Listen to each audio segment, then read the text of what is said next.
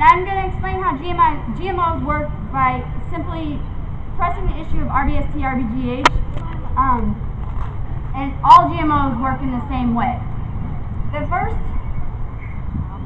thing they do is they take a cow, a dairy cow, and they take an estrogen DNA cell out of it. And they take that into a chemical lab. They reproduce that in a chemical form that is much, much, much cheaper to make. And then they turn around and inject that into all the cows.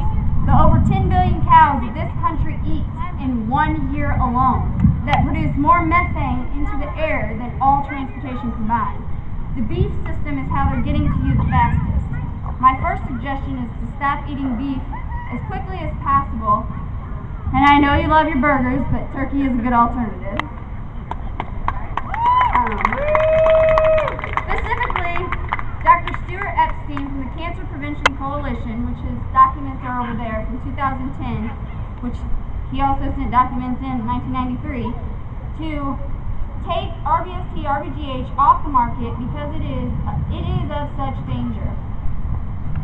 He has been ignored and threatened many, many, many times, not only by Monsanto, but also by the FDA. He, as well as his cohorts and many others, will not give up, though, because it is our constitutional right to do these things and to fight for what is good for us, good for our bodies, good for our soil, and good for our children.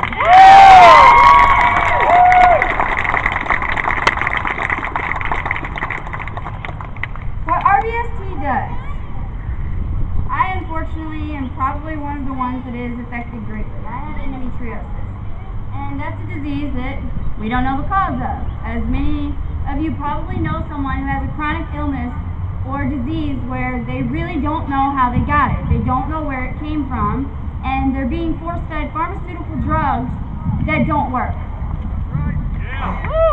I did this for 5 years. While I was in the military, I was given many different drugs, many different supplements. None of it worked. When you get out and you realize that the internet is more not just made for Facebook, you can realize the detriment you can make just by researching real sources, peer-reviewed articles by scientists and biologists that aren't funded by Monsanto. My challenge to all of you is this: stop allowing corporations to tell you what is good for you. Stop allowing them to control our government agencies. It's against our Constitution, and as someone who will be a future lawyer, I will not stop until it stops. Stop the corrupt politicians. Call their offices constantly. If you watch documentaries, you can see their hired hands answering the calls, and they are very annoyed. So keep doing that, because that's the only way to get attention, is to generally be the squeaky wheel. If all they're hearing from is Monsanto lobbyists who are filling their pockets with money and they can never hear our voices because we're not loud enough, they'll never know the truth. Don't let them control our food supply, and begin by using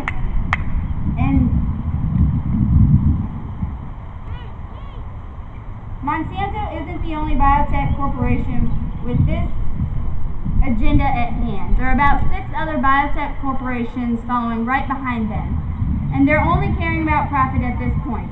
We need to make Monsanto an example, put them through the justice system as each of us has to face as a United States citizen. If they want to consider themselves a corporate personhood, then they will be taken to court and they need to lose. Judges like Thomas Clarence are a disgrace to the justice system, and he needs to be removed immediately as well. It's time for reform in this country, and it's left up to us. We trusted our government for too long because we thought we had put them there. Well, we haven't. Money, lobbyists, and corporations have put our politicians in office. Get them out and get better ones in. That's the only way to make change. Thank you.